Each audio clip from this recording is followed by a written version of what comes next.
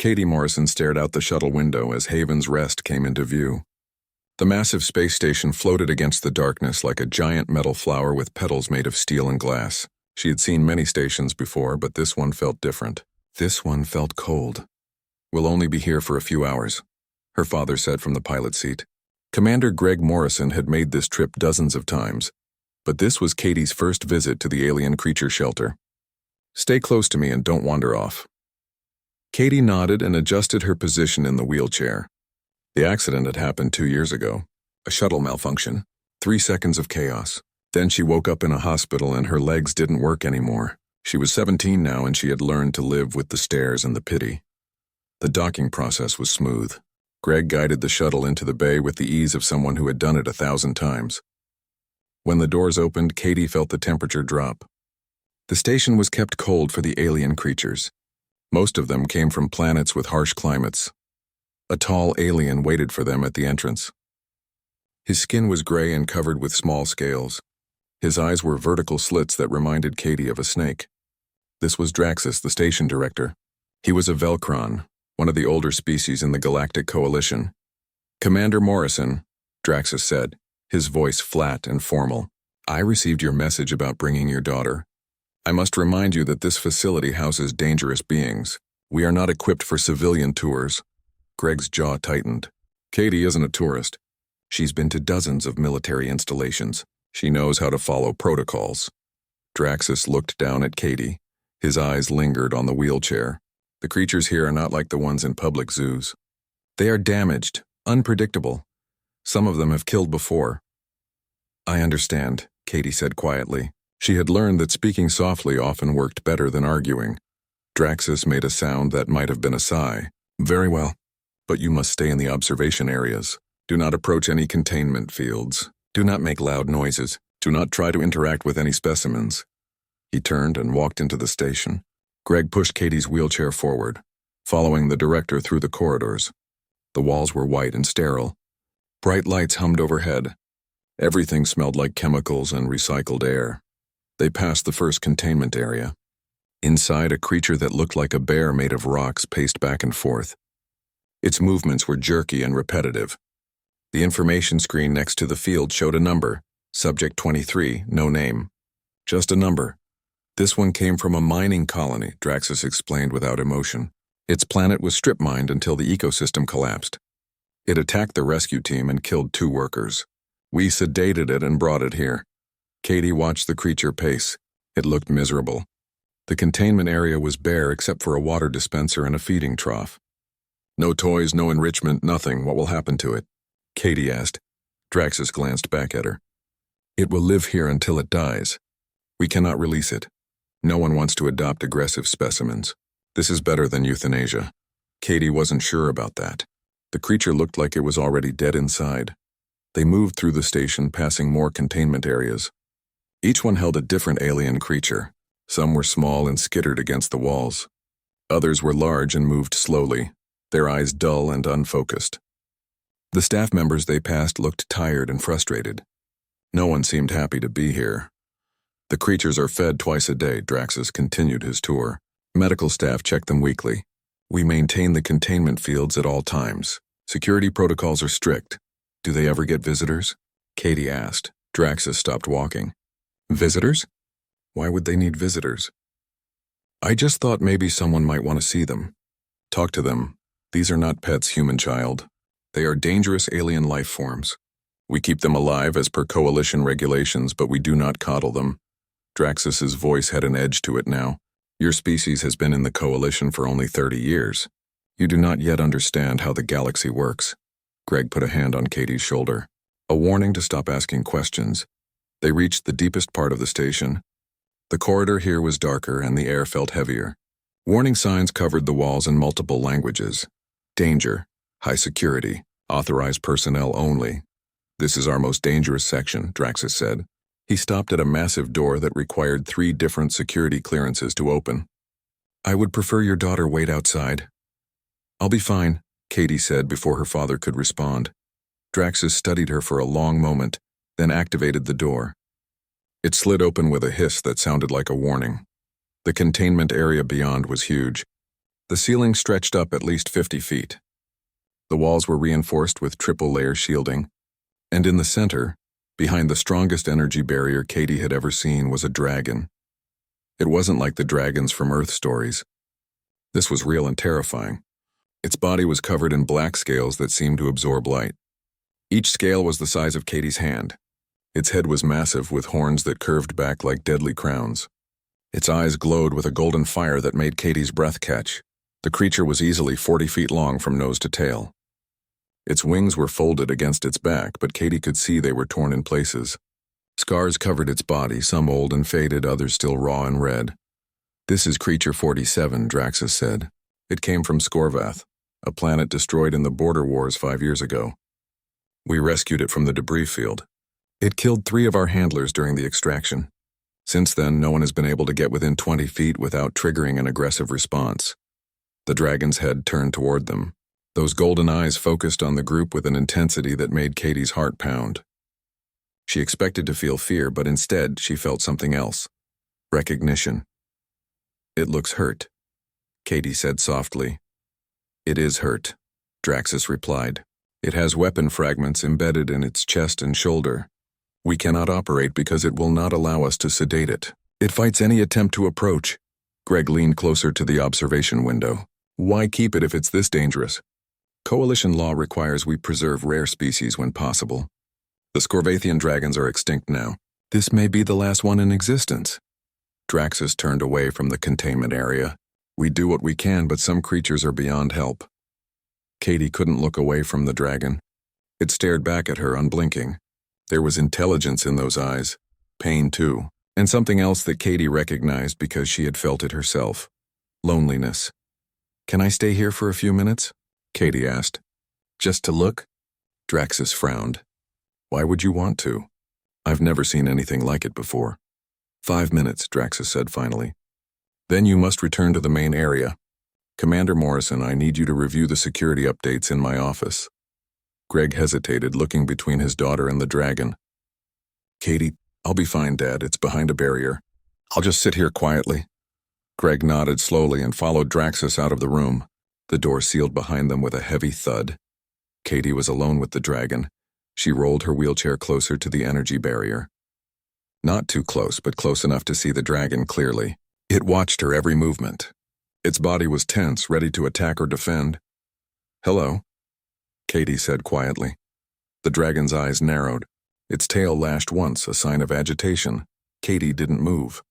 She understood what it felt like to be stared at, to be treated like a problem instead of a person. She understood what it meant to be trapped in a place where everyone expected you to stay quiet and not cause trouble.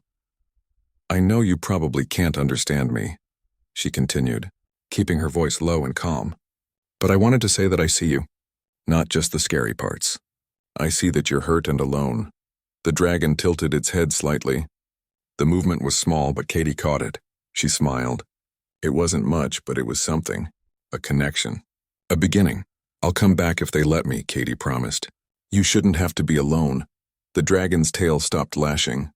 It settled onto the floor of its containment area, still watching her, but with less tension in its massive frame. Katie sat with the dragon until her father returned. She didn't say much else. She didn't need to. Sometimes presence was enough. Katie couldn't stop thinking about the dragon. That night, back in their quarters on the military station where they lived, she lay in bed and saw those golden eyes every time she closed her own. She had never felt such an instant connection with anything before. The next morning, she made a decision. "Dad, I need to go back to Haven's Rest," she said over breakfast. Greg looked up from his tablet, surprised. "Why? I thought you found it depressing." "I want to see the dragon again." Her father's expression shifted to concern. "Katie, that thing is dangerous." Draxus wasn't exaggerating. It killed people. It was scared. Anyone would fight back if they were hurt and trapped. Katie pushed her eggs around her plate. "Please, Dad, just one more visit." Greg studied her face. He had learned to read his daughter well over the past 2 years. He saw determination there and something else. Purpose. She hadn't looked this alive in months. "One visit," he said finally, "and I'm coming with you." But when they arrived at Haven's Rest the next day, Greg was immediately pulled into a meeting with Draxus and the security team. There had been an incident with one of the creatures overnight. He looked at Katie apologetically. "I'll just wait in the observation lounge," Katie said quickly. Too quickly. Greg hesitated, then nodded. "Don't leave that area. I'll come find you in an hour." Katie waited until her father disappeared down the corridor. Then she pulled out the access card she had secretly copied from his desk drawer the night before. She had felt guilty about taking it, but not guilty enough to stop. The station corridors were quiet. Most of the staff were busy with morning feedings. Katie navigated her wheelchair through the passages, following the route from yesterday. She knew where she was going. The security door to the high-risk section required 3 clearances, but her father's card was high-level enough to grant access. The door opened with that same warning hiss. Katie rolled into the dragon's chamber. The creature was curled in the center of its containment area, its massive head resting on its front claws. When the door opened, it lifted its head immediately. Those golden eyes locked onto Katie. "Hi," she said softly. "I came back." The dragon rose to its feet. The movement was fluid despite its size. It walked to the edge of the containment barrier and stopped. The energy field crackled between them, a wall of invisible force. Katie approached slowly, stopping a few feet from the barrier. She could feel the energy humming in the air. Up close, the dragon was even more impressive, and more scarred. The wounds on its chest were infected, the scales around them turning gray and dull. "That looks like it hurts," Katie said. She pulled her tablet from her bag and accessed the station's medical database. It took a few minutes of searching, but she found the dragon's file. Subject 47, Scorvathian dragon. Estimated age 32 years. Status aggressive. Medical notes showed 3 attempts to sedate the creature for treatment. All 3 had failed. The dragon had fought so violently that the medical team feared it would injure itself further. Katie scrolled through the notes. There, buried in the technical jargon, was a detail that caught her attention. The weapon fragment in the dragon's chest was pressing against a major nerve cluster. Every movement caused pain. "You're not aggressive," Katie said, looking up at the dragon. "You're just hurting." The dragon watched her silently. Katie wondered if it understood anything she was saying, or if her voice was just noise to it. She started talking anyway. She told the dragon about Earth, about mountains and oceans and forests. She described the feeling of wind on your face and rain on your skin. She talked about her accident, about waking up in the hospital, about learning that her legs would never work again. "Everyone looked at me differently after that," she said, "like I was broken, like I was less than I was before." She looked directly into the dragon's eyes. "But I'm not broken. I'm just different. And so are you." The dragon lowered its head slightly. Katie took it as a good sign. She visited again the next day, and the day after that. Each time she used her father's access card when he was busy with other duties.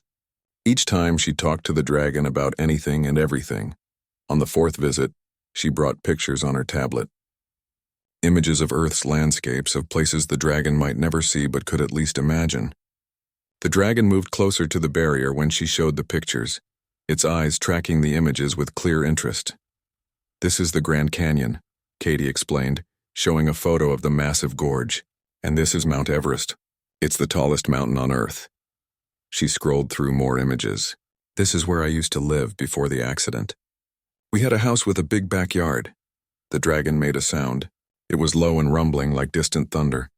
Katie's heart jumped, but she didn't move away. The sound wasn't threatening. It was something else. "Are you trying to talk to me?" she asked. The dragon tilted its head. The gesture was almost curious. Katie smiled. "I wish I could understand you." She kept visiting. It became a routine. Every morning she would wait for her father to get busy, then slip away to the dragon's chamber.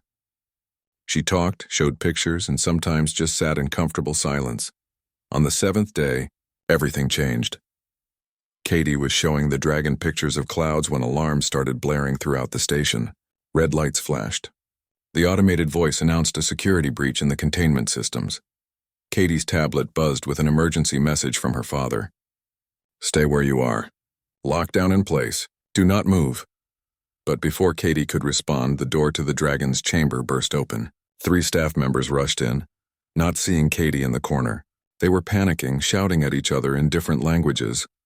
"The barriers are failing," one of them yelled in English. "We need to evacuate this section now." They ran out, leaving the door open. And then, with a sound like breaking glass, the energy barrier containing the dragon flickered and died. The dragon stood frozen for a moment as if it couldn't believe it was free. Then it took a step forward, then another. It was out of containment for the first time in 6 months. Katie's heart hammered in her chest. She was alone in a room with a creature that had killed 3 people. A creature that everyone said was too dangerous to approach. She should have been terrified, but the dragon didn't attack. It walked past the disabled barrier and stopped in the center of the room. It looked around, taking in the space beyond its cage. Then it looked at Katie. They stared at each other. Katie's hands gripped the arms of her wheelchair. The dragon's tail swished once, twice. "It's okay," Katie heard herself say. "I'm not going to hurt you, and I don't think you're going to hurt me." The dragon took a step toward her. Katie's breath caught, but she didn't move. The creature was so close now. She could see every detail of its scales, every scar, every wound that had never properly healed. Slowly, carefully, the dragon lowered its massive head. It moved until its snout was level with Katie's face, just inches away. She could feel its breath, hot and smelling of something sharp and metallic. Katie lifted her hand. She knew it was probably stupid. She knew it could bite her hand off with one snap. But something in those golden eyes told her it was safe. She placed her palm on the dragon's snout. The scales were warm and rough, like sun-heated stone. The dragon's eyes closed for just a moment. When they opened again, something had changed. The wariness was still there, but there was also acceptance. "You're not a monster," Katie whispered. "You never were." The moment broke when security teams arrived, weapons drawn. They shouted at Katie to get away from the creature. The dragon's body tensed and that aggressive posture returned. "No, wait," Katie called out. "It's okay. It's not attacking." But the security team didn't listen. They activated containment protocols and a backup barrier snapped into place. The dragon snarled, but it was already being forced back into its cage by the energy field. Katie was escorted out by a furious Draxus. Greg arrived moments later, his face pale with fear and anger. "What were you thinking?" he demanded. "You could have been killed." "But I wasn't," Katie said. "Dad, don't you see?" "The dragon isn't the problem. The way we're treating it is the problem." Draxus stepped between them. "Your daughter has been accessing restricted areas without authorization for over a week. The security logs show multiple entries. She has violated every protocol we have." Greg's face went from pale to red. "Katie, I had to," Katie said. "That dragon is suffering and nobody cares. You're all so focused on keeping it contained that you've forgotten it's a living thing that feels pain and fear and loneliness." "It is dangerous," Draxus said coldly. "Your actions today prove that our security measures are necessary." "My actions today prove that it can be gentle when treated with kindness," Katie shot back. "It could have attacked me. It didn't. It could have run. It didn't. It just wanted to be close to someone who sees it as more than a problem." Draxus's expression didn't change. "You are banned from this facility. If you return, I will have you arrested and your father removed from his position." Katie felt tears sting her eyes, but she refused to let them fall. 3 days passed. 3 days of Katie sitting in their quarters staring at the walls. She had tried to do the right thing, and now she was banned from the one place where she felt like she mattered. Her father barely spoke to her, disappointed that she had lied and stolen his access card. But worse than the silence from her father was the worry about the dragon. Was it eating? Was it in pain? Did it wonder why she stopped coming? On the 4th day, alarms woke Katie at 3 in the morning. Not the alarms in their quarters, but distant sirens echoing through the station.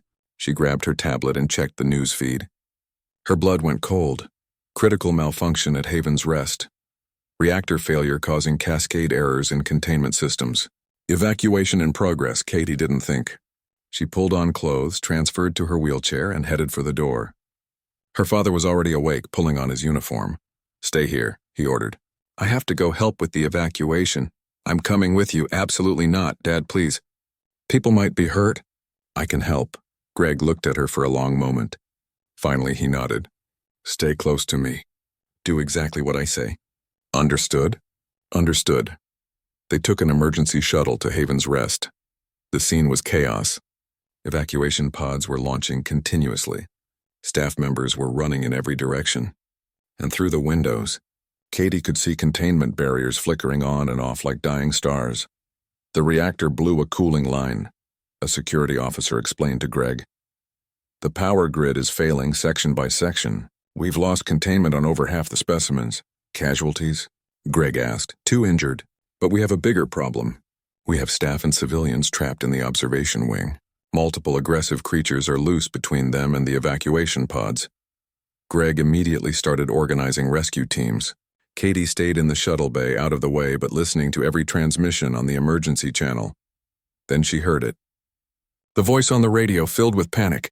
Subject 47 is loose. Repeat, the Scorvathian dragon has breached containment. All personnel evacuate the deep sections immediately. Katie's heart stopped. The dragon was free and everyone would assume it was dangerous. They would try to kill it. She had to do something. Katie waited until her father was focused on coordinating with the rescue teams. Then she slipped away. She knew it was wrong. She knew she had promised to stay close. But she also knew that Dragon didn't deserve to die because humans were too afraid to understand it. The station was a nightmare. Emergency lights cast everything in red. Alarms blared continuously. Katie navigated her wheelchair through corridors filled with smoke and confusion. She passed containment areas with broken barriers and empty cages. She heard screaming ahead and picked up speed. She rounded a corner and found a group of staff members backed against a wall. In front of them were 3 Kresh hunters, massive insect-like creatures with bladed limbs that could cut through steel. The Kresh were advancing, their compound eyes reflecting the red light. The staff members had no weapons, no way to defend themselves. Katie was about to call for help when she heard it. A roar that shook the walls and made her bones vibrate. The Kresh paused, their antennae twitching. The dragon appeared at the far end of the corridor. It was massive in the confined space. Its wings scraped the ceiling. Its scales seemed to absorb the emergency lights. And its eyes, those golden eyes, swept across the scene and locked onto the Kresh. The staff members screamed again, but this time it was at the sight of the dragon. They were trapped between 2 sets of predators. The dragon moved forward, but not toward the humans. It positioned itself between the staff members and the Kresh. It spread its wings as far as the corridor would allow and roared again. The sound was deafening. The Kresh weren't impressed. They were hunters and they didn't scare easily. The largest one lunged forward, its blade limbs aimed at the dragon's neck. The dragon moved faster than anything that size should be able to move. It caught the Kresh in its jaws and threw it against the wall. The other 2 attacked together, coordinating their strikes. Katie watched in horror and awe as the dragon fought. It was injured, bleeding from multiple cuts where the Kresh blades found gaps in its scales. But it didn't back down. It kept itself between the predators and the humans. One of the Kresh tried to get around the dragon to reach the easier prey. The dragon's tail whipped out and knocked the creature through a wall panel. The last Kresh, seeing its companions defeated, turned and fled down the corridor. The dragon stood still, breathing hard. Blood dripped from its wounds onto the metal floor. It turned slowly to look at the staff members it had just saved. They stared back in shock. One of them raised a stunner weapon with shaking hands. "Don't," Katie called out. She pushed her wheelchair forward, moving between the staff members and the dragon. "It just saved your lives." "Get away from it," the man with the stunner said. "That thing is dangerous." "That thing just fought 3 Kresh hunters to protect you," Katie said. "If it wanted to hurt you, it would have let them do it." The dragon's head turned toward Katie. Recognition flashed in its eyes. It made that low rumbling sound again, the one that wasn't quite a growl. "It's okay," Katie said softly to the dragon. "You did good. You protected them." The dragon moved closer to Katie. The staff members tensed, but Katie didn't flinch. The dragon lowered its head, and Katie reached up to touch its snout like she had days ago. "We need to get you medical attention," she said. "Those cuts are deep." The sound of running footsteps made everyone turn. Security teams appeared, led by Greg and Draxus. They had weapons drawn, aimed at the dragon. "Katie, move away from it," Greg ordered. "Dad, no. It saved these people. It fought the Kresh to protect them." "That's impossible," Draxus said. "Scorvathian dragons are solitary predators. They don't protect other species." "Then explain what just happened." Katie gestured to the broken walls and the injured Kresh still twitching against the bulkhead. "Explain why this dragon is bleeding because it fought to keep humans safe." One of the staff members who had been trapped spoke up. "She's right. The Kresh had us cornered. We were dead. Then the dragon came and fought them. It put itself between us and them. It protected us." Draxus stared at the staff member, then at the dragon. His scaled face showed confusion, something Katie guessed was rare for him. "That doesn't make sense," he said. "Maybe your understanding of this species is wrong," Katie said. "Maybe you never bothered to try understanding because it was easier to label it as dangerous and lock it up." The dragon swayed slightly. It was losing blood. Katie saw its legs trembling with the effort to stay standing. "It needs medical help now," Katie said urgently. "Please." Greg lowered his weapon. "Can it be sedated?" "It fights sedation," Draxus said automatically. Then he paused. "But perhaps with the right approach." He looked at Katie. There was something new in his expression. Not quite respect, but no longer dismissal either. "Can you keep it calm while the medical team approaches?" he asked. Katie nodded. "I can try." She turned back to the dragon and placed both hands on its scales. "Hey, listen to me. These people want to help. They want to fix your wounds, but they need to give you medicine that will make you sleep. You have to trust me." "Can you do that?" The dragon's eyes met hers. For a long moment nothing happened. Then slowly the dragon lowered itself to the floor. It rested its head on the ground right next to Katie's wheelchair. The medical team approached cautiously. The dragon watched them but didn't move. When they applied the sedative, it flinched but stayed still. Katie kept her hands on its snout, whispering reassurances. "Good job," she murmured. "You're so brave. Everything's going to be okay." The sedative took effect quickly. The dragon's eyes grew heavy, then closed. Its breathing slowed to a deep, steady rhythm. "Remarkable," Draxus said softly. "I have never seen anything like this." The medical team immediately began treating the dragon's wounds. They cleaned the cuts from the creche, and finally, after 6 months of trying, they were able to access the weapon fragment embedded in its chest. Katie watched the entire procedure. Her father stood beside her, one hand on her shoulder. "You were right," Greg said quietly. "I'm sorry I didn't listen." "Everyone just needed to see what I saw," Katie replied. "That underneath all that armor and fear, there's just a living thing that wants to be understood." The surgery took 2 hours.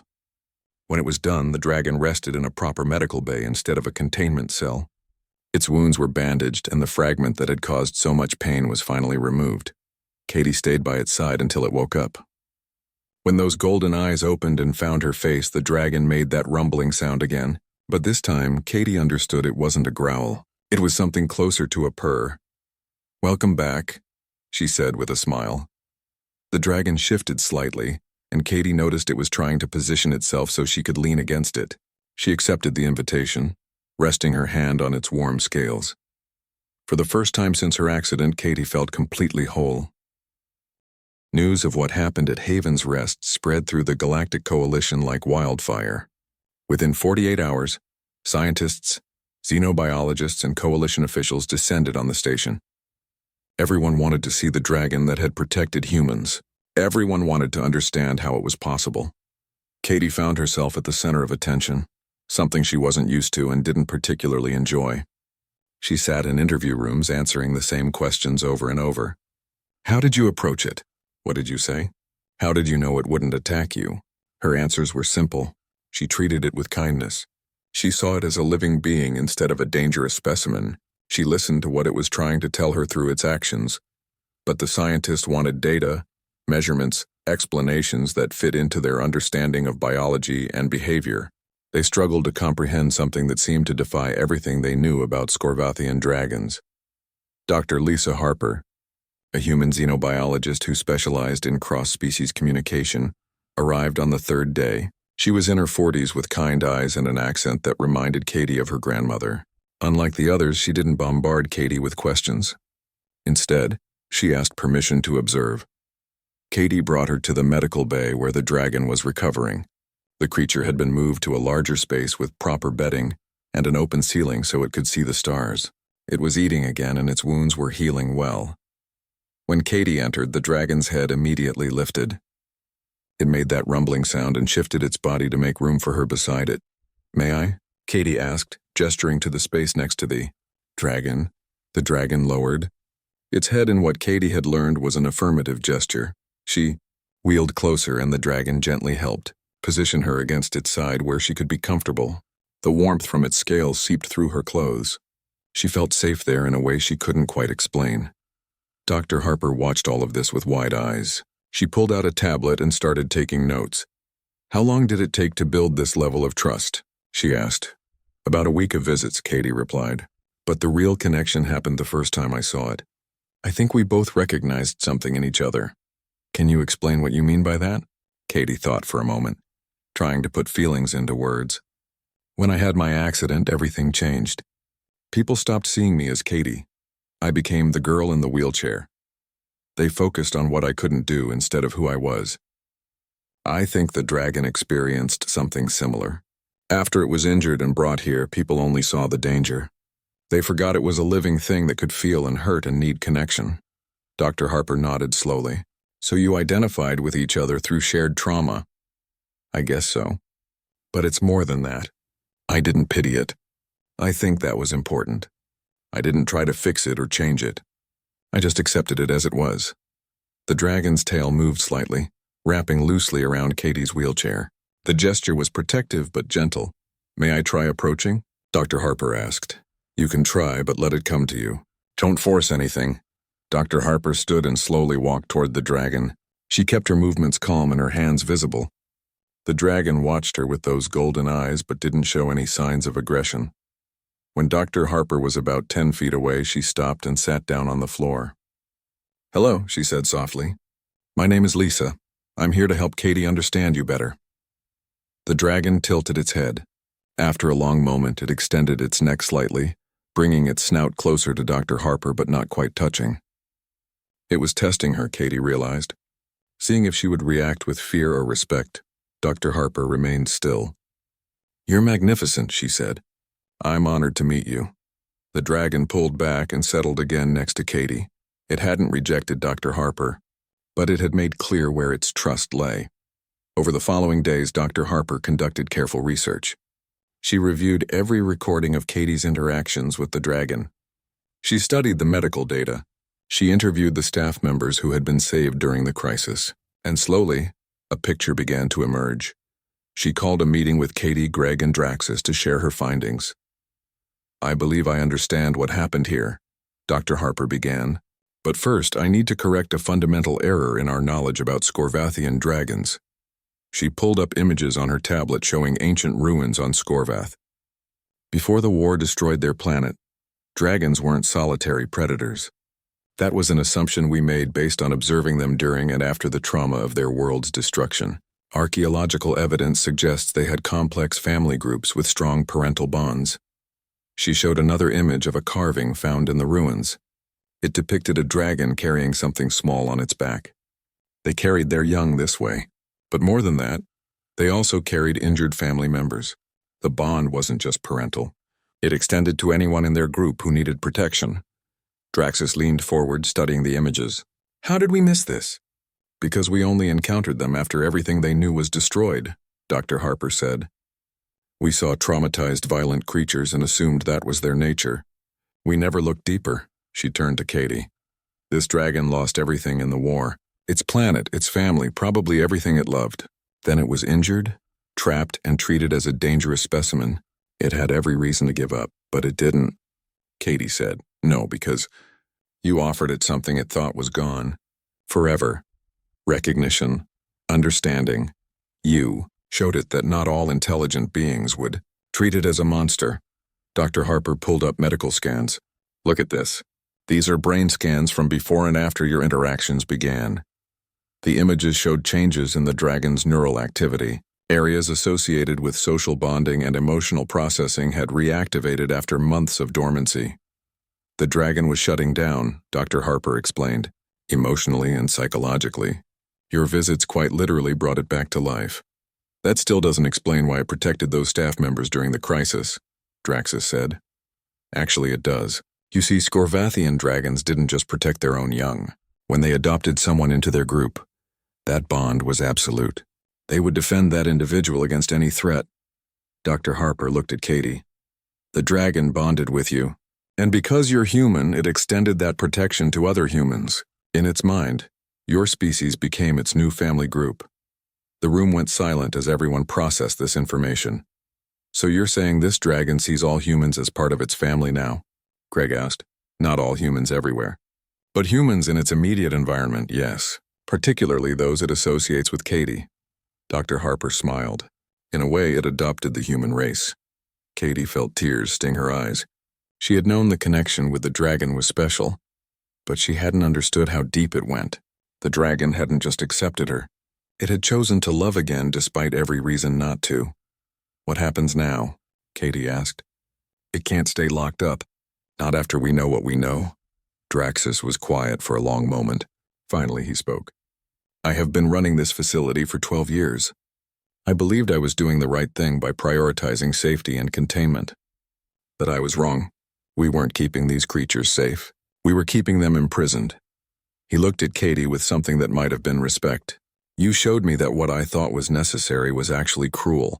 And you demonstrated something I didn't think was possible. That connection can exist even across vast biological and cultural differences. So what will you do? Greg asked. I propose we transform Haven's Rest from a containment facility into a real rehabilitation center, one that focuses on healing rather than just holding. Draxus glanced at Katie. And I believe we need human empathy specialists to make it work. Humans have something unique that other species lack. You call it heart, Katie's own heart raced. You want me to help? I want you to lead the program, Draxus said. You're young and you have no formal training, but you have the ability to see what others miss. You have the patience to build trust, and most importantly, you have the courage to believe that broken things can heal. Katie looked at her father. Greg's expression was complicated, mixing worry with pride. It would be dangerous work, he said carefully. I know, Katie replied, but it's important work. These creatures deserve better than what they've been getting, and maybe I can help them get it. Dr. Harper nodded approvingly. I'll stay and help set up the program. We'll need protocols and training, but I think this could change how the entire coalition approaches rehabilitation. What about the dragon? Katie asked. What happens to it? That's up to you, Draxus said. You have its trust. What do you think it needs? Katie thought about it. The dragon needed space and freedom, but it also needed purpose. It needed to feel useful instead of like a burden. I think it should be part of the program, she said. Other creatures might respond better to seeing one of their own who has healed. And I think the dragon would want to help. It's a protector by nature. The dragon itself seemed to understand they were discussing its future. It made that rumbling sound and gently bumped Katie with its snout. She laughed and patted its scales. I'll take that as agreement, she said. Plans were made. Approvals were sought from coalition leadership. And slowly Haven's Rest began to transform. 6 months changed everything. Haven's Rest looked nothing like it had the first day Katie visited. The sterile white walls had been painted with murals showing landscapes from a dozen different planets. The containment cells had been redesigned as comfortable habitats with enrichment and stimulation. Most importantly, the creatures had names now. Not numbers. Real names that staff members used with care and respect. Katie rolled through the central corridor, checking her tablet for the day's schedule. She was 18 now, officially old enough to hold the position that Draxus had created for her, Director of Empathy Programs.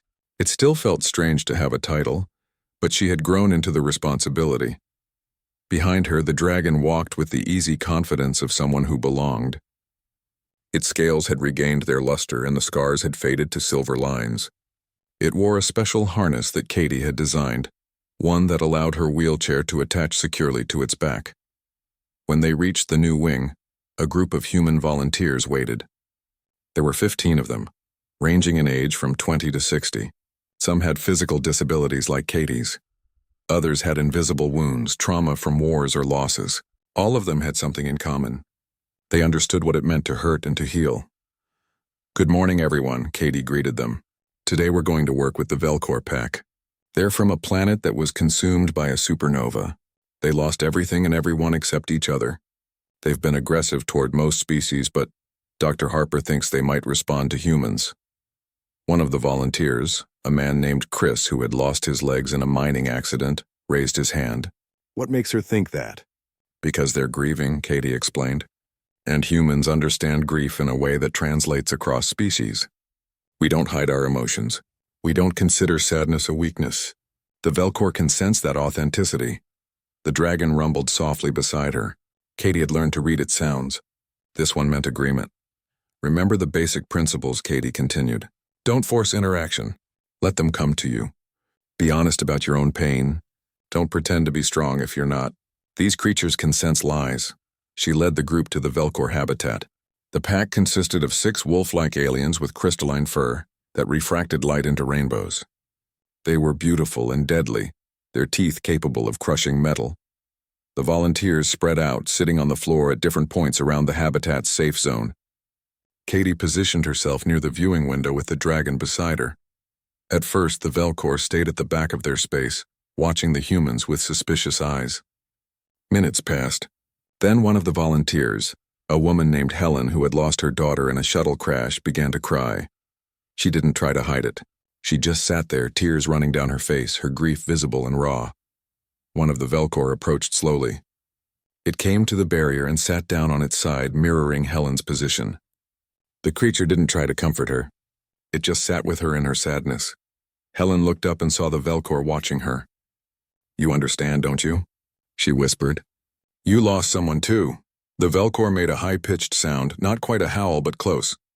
Another member of the pack approached and sat beside the first. Then another. Within minutes, the entire pack was at the barrier, sharing space with the grieving humans. Katie felt the dragon shift beside her. It lowered its head and she realized it was moved by what it was witnessing. These creatures, so different from each other, were finding common ground and shared pain. Dr. Harper, observing from the medical station, spoke into her communicator. "This is incredible. Their stress hormones are dropping. The Velcor are actually relaxing for the first time since they arrived." Over the following weeks, the program expanded. More humans came to work with the creatures. Success stories spread. A Thraxian beast that had been violent for years learned to trust again through patient interaction with a veteran who understood combat trauma. A colony of Mirren flyers, terrified of everything after their world was invaded, found comfort with human children who approached them with gentle curiosity. The Galaxy Shelter Committee took notice. They sent representatives to observe the program. What they saw challenged everything they thought they knew about rehabilitation. "Humans are doing something we never managed," a Velcron official admitted during a meeting with Katie and Draxus. "They're reaching creatures we deemed unreachable." "It's not magic," Katie explained. "It's just empathy. Humans feel deeply and we're not afraid to show it. We connect through emotion in a way that transcends language or biology." The official's tail twitched with interest. "We would like to implement similar programs at other facilities. But we lack human personnel. Most humans are concentrated in your own systems." "Then we'll train more," Katie said. "And we'll create exchange programs. Let humans travel to these facilities. Let them share what they know." The dragon beside her made an approving sound. It had become as much a symbol of the program as Katie herself. Visitors always wanted to see the fierce dragon and the human girl who had changed everything. One day, Katie received a message that made her heart race. The Coalition Council wanted her to present at their annual summit. They wanted to hear directly from her about the rehabilitation work and its implications for the larger galaxy. She was terrified. Speaking in front of the most powerful beings in the known universe wasn't something she had ever imagined doing. But Dr. Harper helped her prepare and her father promised to be there supporting her. The day of the presentation arrived. Katie stood in the Grand Council chamber, a massive room with seats rising in tiers around a central platform. Representatives from hundreds of species filled those seats, their eyes and other sensory organs focused on her.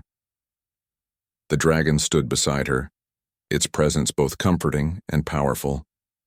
She had requested special permission to bring it, arguing that the dragon was as much a part of the story as she was. Katie took a deep breath and began. 6 months ago, I was just a girl who felt broken. I had an accident that took my ability to walk, and for a while it felt like it took everything else too. People looked at me differently. They saw what I couldn't do instead of who I was. She gestured to the dragon. This magnificent being had a similar experience. After its planet was destroyed and it was injured, people only saw danger. They locked it away and called it unsalvageable. Katie rolled her wheelchair forward slightly. But here's what I learned. Being broken doesn't mean being worthless. Sometimes the most profound connections happen between beings that life has damaged, because we understand each other in ways that the undamaged never can. She pulled up images on the large displays around the chamber, pictures of humans working with alien creatures, moments of connection and healing. Before and after scans showing psychological recovery. Humans have something special. We call it empathy, but it's more than just understanding feelings. It's the willingness to be vulnerable ourselves, to show our own pain and fear and hope. Other species have empathy too, of course.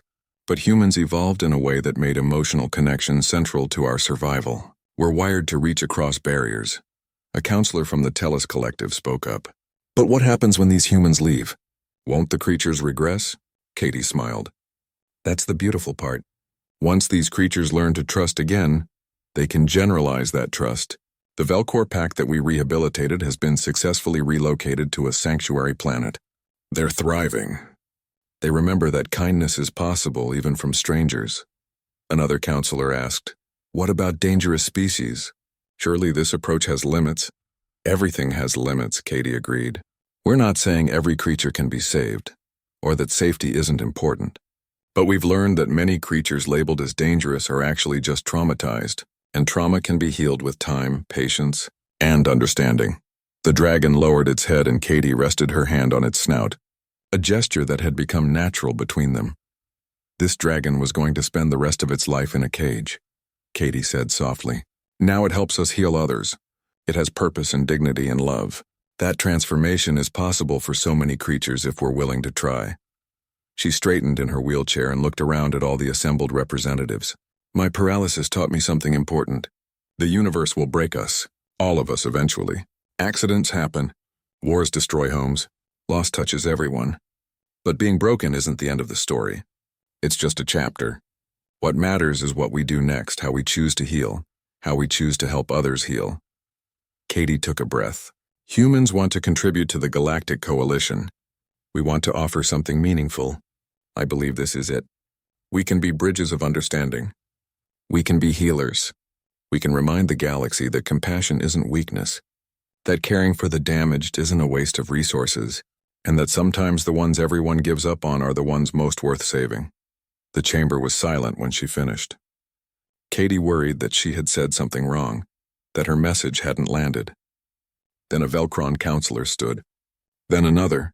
Soon the entire chamber was on its feet or equivalent, showing respect in dozens of different cultural ways. The dragon rumbled proudly beside her, and Katie felt tears threaten. But these were good tears, healing tears. In the weeks that followed, everything changed for humanity.